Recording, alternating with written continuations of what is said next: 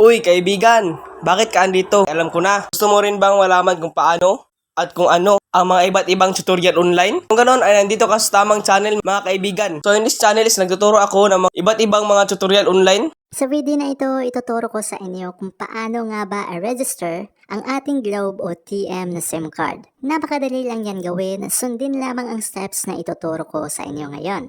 Okay? Let's start! Una sa lahat, ang process po ng registration ng Globe at TM na SIM cards ay pareho lang po. Ngayon para i-register ang iyong Globe o TM na SIM card, ang kailangan mo lang ay mag-open ng kahit anong browser. Ang gagamitin ko ay Google Chrome, pero depende pa rin yan sa iyo kung anong browser ang meron ka. Pagkatapos dito sa web address ng iyong browser, i-type mo ang new.globe.com.ph/simreg. At go. I-click mo lang tong I accept. So nandito na tayo ngayon sa SIM card registration page ng Globe at TM. Okay, dito sa enter your mobile number, ilagay natin ang mobile number ng SIM card na i-register natin. At pagkatapos, i-click mo lang tong register button.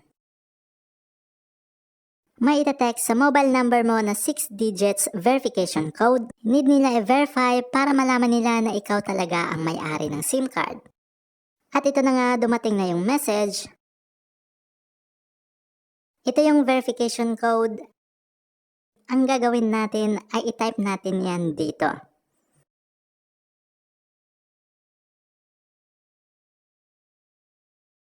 Pagkatapos mong i-verify ang iyong mobile number, ang next step ay mag-fill out na tayo ng ating personal information.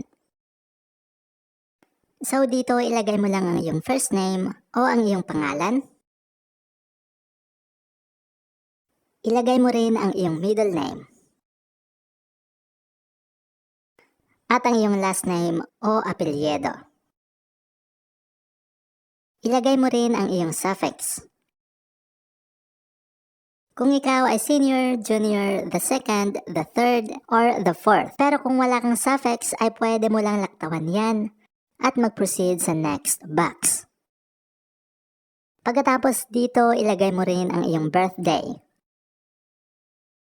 Yung sex mo, male o female. Pagkatapos dito sa nationality, piliin mo kung saang bansa ka naninirahan. Sa akin, syempre, Philippines. Then dito sa registration type, piliin mo ang owner kung ikaw ang may-ari ng SIM card. At parent o legal guardian naman kung ikaw ay parent o guardian lang ng may-ari ng SIM card. At itong pangatlo, pipiliin mo to kung ikaw ay hindi parent o guardian ng may-ari, pero ikaw yung pinagkakatiwalaan niya na mag-register ng kanyang SIM card.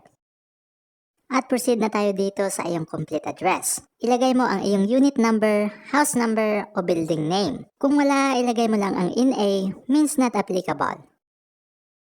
Pagkatapos, ilagay mo rin ang iyong street. Sa akin wala, kaya NA pa rin. At ilagay mo rin ang iyong village o subdivision kung meron ka. Sa akin wala, kaya NA pa rin. Then dito na tayo sa province, ilagay mo kung saang province ka naninirahan.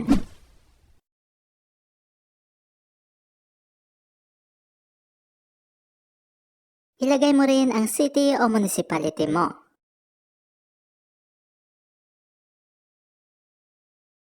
Ilagay mo rin ang barangay. At ang panghuli ay ang iyong zip code. Kung hindi mo alam ang iyong zip code, ay i-google mo lang kung ano ang zip code ng iyong full address. So make sure na lahat ng personal information na nilagay mo dito ay katugma sa personal information na nasa valid ID mo. Dahil mag-a-upload tayo mamaya ng valid ID. Then kapag okay na lahat, i-click mo lang tong next. Ang susunod na step ay mag-a-upload na tayo ng ating valid ID at selfie. Kailangan natin ng ID para makapag-register tayo ng ating SIM card. Kung wala kang valid ID ay hindi ka pwedeng mag-register ng SIM card. So una ay pipiliin muna natin kung anong klaseng ID ang i-upload natin. I-click mo lang ang ID type at maraming ID dito na pagpipilian. Piliin mo lang kung anong ID ang meron ka. Ang pipiliin ko ay driver's license. So, i-click ko lang tong driver's license. Pagkatapos niyan ay ilagay mo ang ID number ng valid ID mo.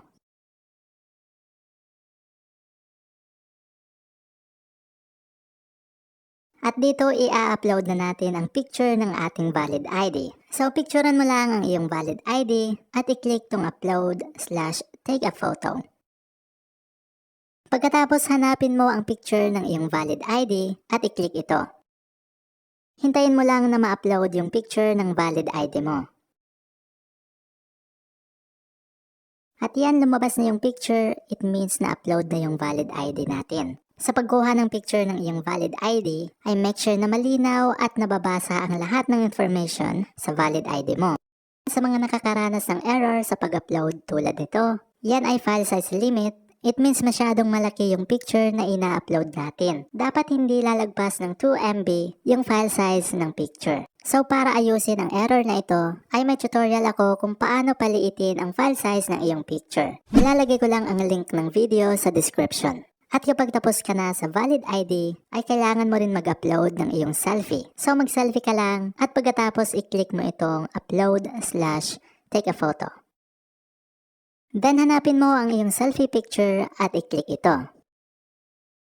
Pagkatapos ay hintayin na ma-upload ang iyong selfie. Sa pag-take mo ng selfie ay dapat na malinaw yung pagkakuha ng picture. So dun ka sa maliwanag na lugar mag-selfie at huwag sa madilim para maganda yung quality na matitake mo. At tapos na nating i-upload ang ating selfie. Para mag-proceed, i-click lang natin tong next. Dito i-check mo lang ang box kung sang-ayon ka sa mga nakasulat dito. Ikaw na bahala umintindi kung ano ang mga ito. Kung hindi mo maintindihan, i-click mo lang tong Filipino para i-translate ito sa Tagalog. I-check mo lang ang box ng statement na sumasang-ayon ka. Kung sumasang-ayon ka sa lahat, i-click mo lang tong I agree to all information stated below. Pagkatapos niyan, mag-scroll down ka lang pa ilalim at i-click itong button na submit. At nasubmit na ang ating registration. Ang gagawin na lang natin next ay maghintay sa text message ni Globe kung successful yung registration ng Globe o TM SIM card natin.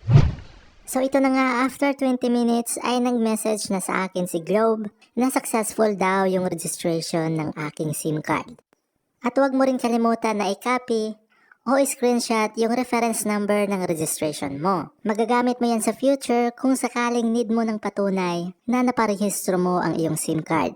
So this is the end of our video. Ayan, kung adito ka pa rin hanggang ngayon mga kaibigan, ay alam ko nagustuhan mo itong video, kaya I hope nakatulong to sa inyo mga kaibigan. Ayan, sa little video natin yung tutorial at ngayon, ay kung nagustuhan nyo ito mga kaibigan at nakatulong to sa inyo, ay tulungan nyo rin ako mga kaibigan. Kaya please subscribe and like my YouTube channel. Ayan. So, para lahat tayo ay lumago. Ayan. So, thank you. Enjoy and God bless.